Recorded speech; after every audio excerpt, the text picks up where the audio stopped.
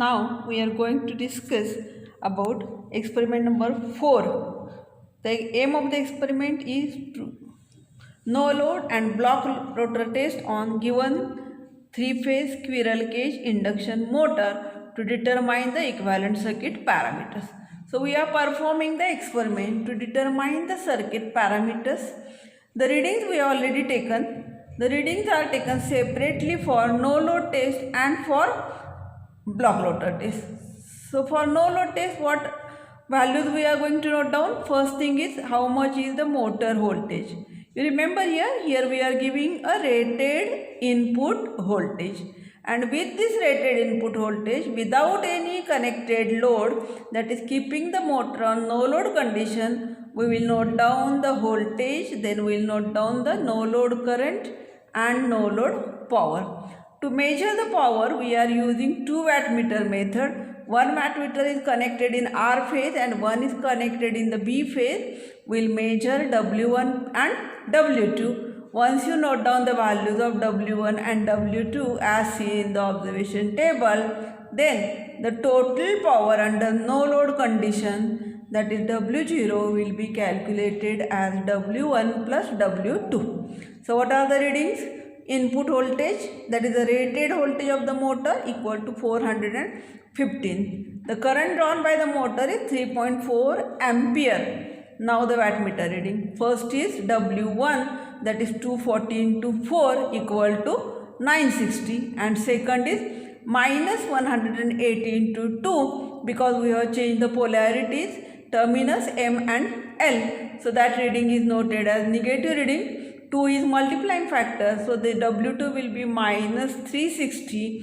So the total power under no load condition will be W0 equal to 600 watts. Then we will see what are the readings taken for block rotor test. So for block rotor test, again we are taking the same reading, that is motor voltage, motor current and motor power. But in this case what we are doing, we are keeping the motor in a blocked condition. So directly we cannot give the rated input voltage, but you have to increase the voltage slowly to a value such that motor draws a rated current. So how much is the rated current of this motor? It is 7.4 ampere. Rated voltage is 415 volts. For no load test we applied 415 volts, but here just by applying a voltage of 90 volt we get a rated current, that is 7.4 amperes. Beyond this, if we apply the more voltage, it will cause a more current and that will affect the motor working because it will cause overheating of the motor. So you have to take the precaution that increase the voltage under block rotor test so that it takes the rated current, and then note down the power. Again we are measuring W1 and W2. In this case wattmeter 2 shows 0 reading, only wattmeter 1 shows 160 watt reading with multiplier 2. So power under short circuit test, that is WSC, again it is W1 plus W2, that is 160 into 2 plus 0, that is 320 watts. Now here one more thing we have noted, that is what is the stator resistance. This stator resistance is already given on the panel and it is R1 per phase equal to 1.78 ohm. So students, now when we have completed the procedure of taking the readings, one for no load test and then for block rotor test, we are going to do the calculations. What is our purpose? To find out the equivalent circuit of 3-phase induction motor, and for that we are using the observations which we have taken for both the tests, no load test and block rotor test. So first we will see what are the calculations you have to do from no load test. Already we have taken that the resistance per phase for the induction motor R1 is 1.78 ohm. Now we want to calculate the value of magnetizing current and the working component current, that is Im and Iw. So for that first we will calculate the power factor under no load and the power factor angle under no load. So first calculation we are doing, that is for cos of phi 0, that is no load power factor on the induction motor stator side. So cos phi 0, as per the formula, it is W0 upon root 3 V0 into I0. W0 equal to W1 plus W2. We already calculated that value as 600 watt.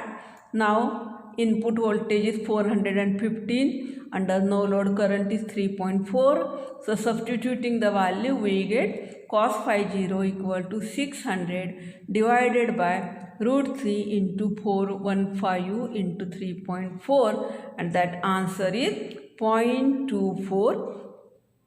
Value is 0.24.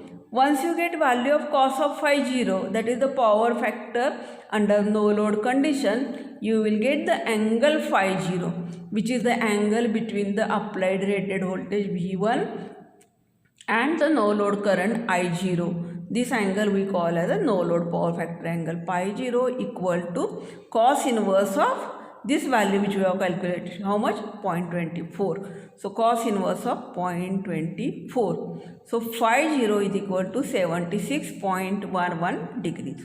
Once you get phi 0, we are also calculating sin phi 0, because in the next formula we need value of sin phi 0.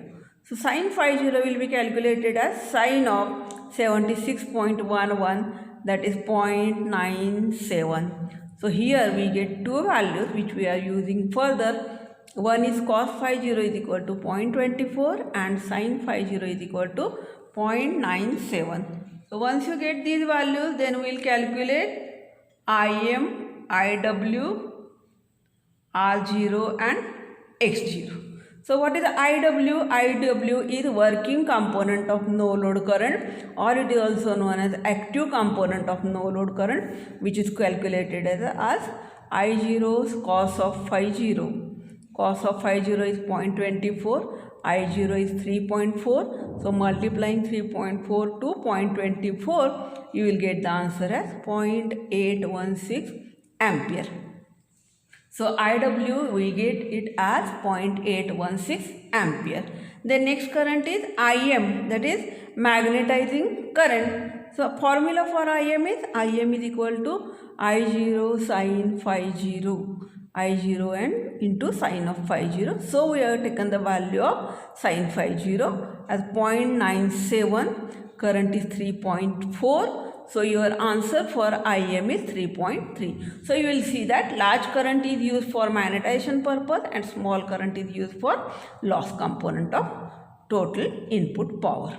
Now using the values of Iw and Im, we will get the two components on the stator side, R0 and X0. These are the two components which gives the resistance and reactance under no load condition. Formula is R0 is equal to Vph upon Iw and X0 is equal to Vph upon Im. That is the general formula. R is equal to V upon I. So Vph we know it is VL upon root 3. So VL upon root 3 divided by again Iw. So your formula will be VL upon root 3 Iw. Substituting values, VL is equal to 415, then Iw is 0.816, which we already calculated here. We get R0 is equal to 293.62 ohm. Similarly, carry on the calculation for X0 equal to Vph upon Im. Again substitute Vph is equal to VL by root 3. So X0 is equal to VL upon root 3 Im. That is equal to 415 divided by root 3 into 3.3 equal to 72.60 ohm. So we get two parameters, R0 and X0. So here we have completed the calculations for no load test, which makes us a possibility that we have now calculated phi 0, Iw, Im, R0 and X0, which we want have to show in the equivalent circuit. Now from the block rotor test.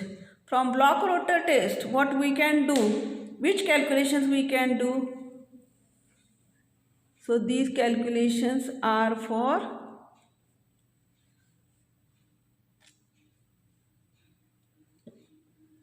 R01. First calculation is for R01, that is the total resistance from the stator side. Total resistance from the stator side. 1 we are using as the stator side and 2 we are using for rotor side. So R01, that is the total resistance as seen from the stator side, it will be WSC upon 3 into I rated square. Formula is WSC equal to 3 into I rated square. WSC reading we have taken, it was 160 into 2, that is 320. So 320 divided by 3 into how much is the rated current? 7.4. So 3 into 7.4 square, this will be the divider, and with this divider we get the answer as R01 is equal to 1.948 ohm. Now we have already measured what is the resistance per phase of the stator side, that is R1. So we want to calculate what is the resistance of the rotor as transferred to stator side, that is R2 dash. The formula in general is R01 equal to R1 plus R2 dash. So we calculate R2 dash equal to R01 minus R1. R01 we have calculated as 1.948 and R1 we have already noted down that R1 is 1.78 ohm. So subtracting 1.78 we get R2 dash equal to how much? R2 dash is 0.168 ohm. That is one of the parameter which will be showing in the equivalent circuit. Now what is remaining is X and Z. Resistance we have calculated, then we have to find out the impedance and the reactance. Normally first we find out the impedance. So Z01, that is total impedance as seen from the stator side, Z01 will be calculated as VSC upon ISC. VSC upon ISC. What are our voltage? 90 volt and current was 7.4. So you get Z01 is equal to 12.16 ohm. Note down, this is one more value which will be written on the equivalent circuit. So Z01 is equal to 12.16 ohm. Once you get Z01, already you have found R01. So now you calculate X01. Normal formula for X is under root Z square minus R square. Like that. X01 equal to under root Z01 square minus R01 square. Now substitute values of Z01 and R01. What is Z01? Z01 is 12.16 ohm and R01 is 1.948 ohm. So put it here, under root of 12.16 square, that is Z01 square, minus 1.948 square, that is R01 square. So this answer is 12 ohm. So X01 is 12 ohm. So just like we split up R01 into R1 and R2 dash, similarly we have to split X01 into two parts, X1 and X2 dash.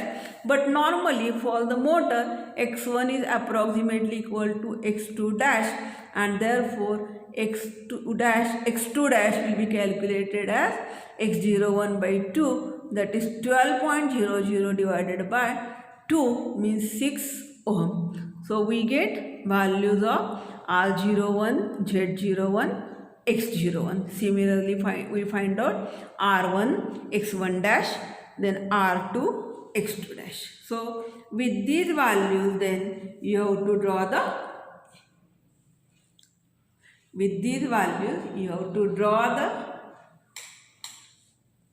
circuit diagram of the induction motor.